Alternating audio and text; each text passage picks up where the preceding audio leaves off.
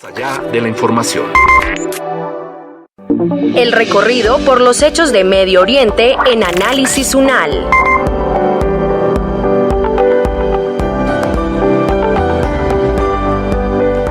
Seis y 46 de la mañana, continuamos con este resumen económico en Análisis UNAL y nos trasladamos de inmediato a la región de Medio Oriente para conocer cuáles fueron esas transformaciones económicas durante el 2023. Sonia.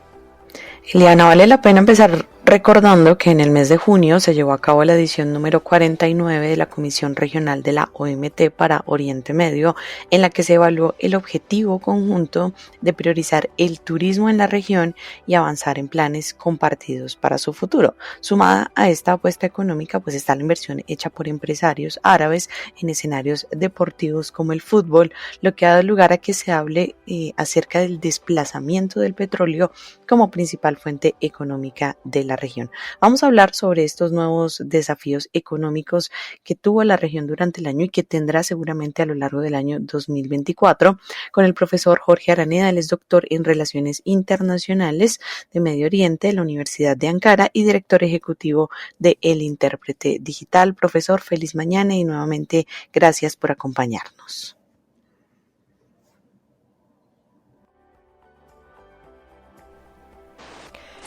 Muy buenas mañanas y muchísimas gracias, como siempre, por la invitación. Profesor, yo creo que hay que iniciar hablando acerca del petróleo. ¿Cuál ha sido realmente esa actividad que se registró durante el año 2023, teniendo en cuenta algunas reacciones de las que también hablamos en algún momento sobre la OPEP+,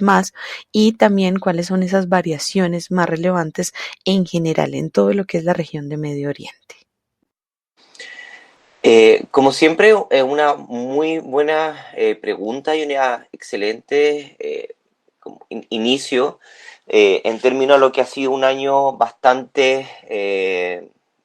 movido en términos económicos. Lo que particularmente el petróleo ha sido hace más de 3 décadas una pieza clave en Medio Oriente y sobre todo para los países del Golfo, no solamente por el crecimiento de que estos han experimentado inicialmente desde los años 90 y lógicamente después del inicio del siglo, con su consolidación y su puesta a prueba no solamente en términos económicos, sino en geopolíticos, sino particularmente que han estado bastante singular la presencia de lo que tiene que ver con la producción, la venta y el transporte, particularmente del petróleo de los países del Golfo, en términos de particularmente de dos cosas. En primer lugar, lo que tiene que ver con la producción real y efectiva, y lógicamente con la comprensión actual de los países o los mayores países productores de petróleo de que están viviendo una etapa histórica singular en donde se ha consolidado un multilateralismo donde ya el petróleo no está yendo hacia Europa o hacia Estados Unidos, sino la mayoría del petróleo está yendo para mover los gigantes de Asia y en particularmente lo que tiene que ver con el consumo de petróleo en países desarrollados, en vía de desarrollo y particularmente potencias regionales, ya sea la India y en particularmente China. De ahí que también tenemos que comprender de que también han habido ciertos factores políticos que han incidido en la caída y posteriormente en la subida del precio del petróleo, y eso tiene que ver con la lamentable situación que todavía vive Ucrania, que no solamente llevó a una crisis alimenticia y que impactó en las economías nacionales de países con renta incluso alta como el Golfo, pero sí, también rentas medias y bajas como el norte de África y el Levante. Y lógicamente lo que llevó particularmente a lo que va a ser las restricciones de compra y venta de petróleo producido por Rusia. De ahí que los acuerdos bilaterales, ya sean de forma directa o indirecta, para lógicamente poner en el mercado el petróleo iraní, el petróleo iraquí y en particularmente el petróleo de Arabia Saudita y Emiratos Árabes Unidos y todos los países productores de petróleo del Golfo, va a llevar particularmente a que el petróleo juegue o vuelva a jugar un papel relevante. De ahí que el segundo gran tema ha sido, lógicamente, las políticas del presidente Biden, en el caso particular no solamente económicos, sino políticos en el Medio Oriente, presionando de una forma bastante constante en torno a los acuerdos de Abraham, para, lógicamente esto antes de lo que tiene que ver con la intervención o con el conflicto de Israel dentro de Gaza, con una retirada de Estados Unidos de los países de MENA o de Medio Oriente del Norte de África, y lo que llevó lógicamente a que todos estos países pudieran lógicamente llevar políticas o consolidar políticas autónomas en términos de su producción económica, en donde ya ven que es una región altamente multipolar, en donde existen tres grandes niveles de negociaciones, uno con ya no con una sola potencia, sino con diferentes potencias, China, India, Rusia y Estados Unidos, con las cuales pueden lógicamente negociar de forma paralela, pero a la vez con potencias regionales que también están jugando una autonomía clave en la región, ya sea Turquía, Irán, Arabia Saudita y otras. Profesor Araneda, muy buenos días. Quería profundizar un poco sobre el tema del turismo y en la región, qué países lideran ese tipo de iniciativas y cómo han logrado vincular a visitantes de todo el mundo con aspectos que son muy relevantes como se trata de su propia cultura y ya vimos algo de eso en el Mundial de Qatar, ¿no? Uh-huh.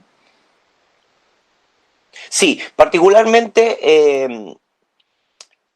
lo que ha sido los últimos 5 años, particularmente en Medio Oriente, hay que comprenderlo que,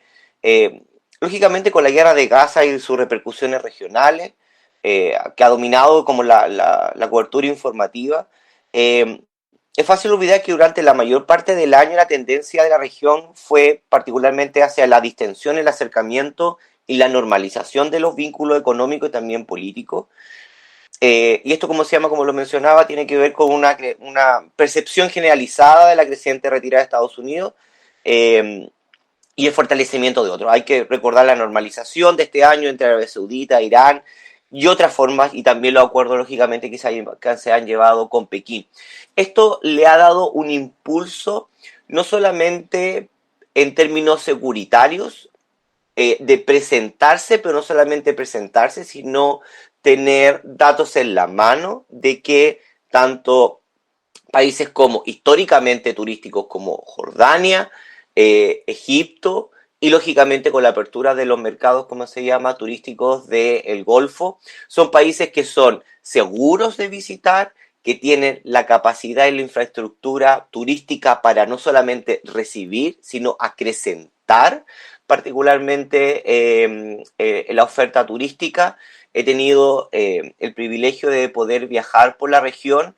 y se nota cuando uno conversa con la población cómo el Golfo está atrayendo la mayoría de los guías turísticos que han sido entrenados en Egipto, en Jordania, y que dominan desde el chino, el coreano, el japonés, pasando por lenguas mucho más clásicas en términos de el bloque turístico, que tiene que ver con lenguas europeas, entre ellas el español, y que lógicamente por la inflación y la crisis económica, estos guías turísticos y estas empresas turísticas que prestan paquetes turísticos de diferente gama, lógicamente han sido llevados, que es casi una fuga de cerebros, hacia el Golfo, particularmente con su belleza turística en términos de países que la mayoría puede que les sorprenda, pero se tiene que comprender de que en Yemen existe una selva riquísima en las montañas de Yemen, donde hay una excelente oferta turística, al igual que en Omán, lo que tiene que ver con el desierto, en Emiratos Árabes Unidos y Arabia Saudita, y también lógicamente con una apertura quizás liderada por los Emiratos en términos culturales, en términos de decir, hay ciertos parámetros de comportamiento, pero esos parámetros de comportamiento sí son respetados dentro de una apertura, lógicamente, de una cosmovisión, también un poco media tocada por los años 90, disculpen, los años 90, lo que fue el 11 de septiembre de Estados Unidos, en donde se homogenizó una imagen negativa y bastante conservadora de Medio Oriente, que en realidad nunca lo fue así. Y digo, y con esto, ¿cómo se llama? Quisiera concluir en términos de este punto, cuando digo una enorme oferta turística, porque tienen que comprender de que Medio Oriente no solamente ofrece diversas posibilidades de turismo, sino que ha diversificado su turismo. Primero existe un turismo en términos de creadores de contenido de redes sociales, particularmente por las ventajas de impositivas. No hay impuesto para la producción de venta y producción de material en países del Golfo, por lo tanto, muchos creadores, muchos influencers, como se dice actualmente, han ido a refugiarse en el Golfo. Ese es un tipo de turismo. El otro tipo de turismo tiene que ver con empresas transnacionales que también por beneficio económico han terminado en la región, pero también tenemos otro tipo de turismo que es el turismo de salud, que particularmente lo lidera o lo lideraba Jordania, ahora lo lidera Turquía, que tiene que ver particularmente en donde se ofrece un paquete turístico, disculpen, en donde la mitad del paquete es intervenciones médicas, algunas de complejas, otras no tantas, de belleza, de cosméticos faciales, y lógicamente a la vez que por mientras se hace ese tratamiento médico, lógicamente se puede conocer las capitales o Estambul o Ankara o lógicamente antiguamente lo que era Amman, Beirut o el Cairo en su tiempo, estoy hablando hace 20 años atrás, hoy en día no lo es. Y lógicamente eso también abre toda una escena turística que ha sido fortalecida y también promovida por los estados de Medio Oriente. Por otra parte, pues se conoce que Medio Oriente es un gran inversor en estos equipos de fútbol. Entonces, a partir de eso, ¿qué ocurre en este escenario deportivo? ¿Por qué deciden también volcar la mirada a este tipo de economía y qué tan funcional ha sido para países como Arabia Saudita esta inversión? El punto ahí es particularmente de que lo que estamos viendo es que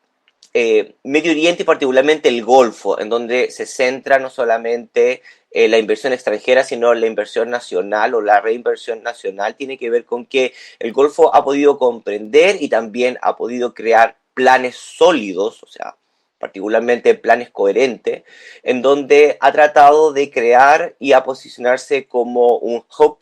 de inversión en términos de crear conexiones no solamente con Asia, como ya lo mencionaba, Corea del Sur, Japón e Indonesia, sino también con otros países de Medio Oriente y ahí también con Europa. Quiere diversificar su mercado, quiere diversificar las cadenas de suministro que fueron golpeadas por el COVID, que también marcó la escena hace un par de años atrás. Y de ahí que el fútbol, o particularmente lo que tiene que ver con el ámbito deportivo-cultural, también viene asociado a una diversificación en torno, por ejemplo, que esto lo conversábamos en algún momento anteriormente, que tiene que ver con desde minerales, el cobre, el cobalto, el fosfato, que son fertilizantes y que lógicamente se vieron afectadas por las cadenas de suministro desde que se inició la guerra en Ucrania, sino también darle una nueva imagen al país en este término de diversificación económica. Y en ese posicionamiento de crear una nueva narrativa, una nueva forma de ver el Golfo, una nueva forma de que el público perciba el Golfo, lógicamente la mayoría de las monarquías de toda la península han tratado no solamente de crear conexiones culturales, por ejemplo, teniendo contacto, acuerdos con el MoMA, con el Louvre, con el British Museum, sino también decir, bueno, tenemos un escenario cultural, cinematográfico, sino también nos falta el lado deportivo. Y ahí, lógicamente, es donde han no solamente creado magníficos estadios y se han podido desplegar una narrativa a través del deporte, siendo un escenario internacional para atraer turistas en un futuro cercano, sino también invirtiendo en el fútbol para crear una nueva imagen, en tanto de que hoy en día los futbolistas, particularmente los de las grandes ligas, no son lógicamente observados y vistos y apreciados cuando juegan fútbol, sino también en su vida cotidiana, en sus relaciones de pareja, en sus gustos, en sus compras y lógicamente los auspiciadores que persiguen a estos futbolistas y que lógicamente al desplazarse el futbolista también se desplazan estos auspiciadores hacia donde estos están viviendo. De ahí que particularmente Arabia Saudita, el Golfo, Dubái, han puesto una mirada particularmente interesante en lo que tiene que ver con el fútbol. Esto también de la mano con el poder blando, lo que tiene que ver con las narrativas, y ahí se abre lógicamente lo que tiene que ver con la televisión, con la producción de cine, series y lógicamente en Latinoamérica, como todos conocemos particularmente lo que tiene que ver con la venta y la producción de telenovelas de origen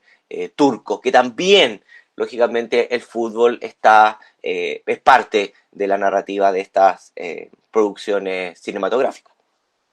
Bueno, conversábamos acerca de todas esas transformaciones económicas que vivió y ha venido sufriendo Medio Oriente desde unos 3 años hacia acá y también acerca de lo que va a pasar en el 2024. Lo hacíamos con el profesor Jorge Araneda, a quien de verdad quiero agradecerle por acompañarnos en todo el año e ilustrarnos acerca de todo lo que pasa en Medio Oriente. Profesor, muchas gracias y pues siempre las puertas de Análisis UNAL abiertas para que nos siga acompañando. El placer es completamente mío, no solamente felicitarlos por este año, su cobertura, sus temas, como siempre, muy interesantes y acercar las noticias y el acontecer de una manera profesional de Medio Oriente al público de habla hispana. Así que un enorme abrazo y felices fiestas. Análisis UNAL, saber para interpretar.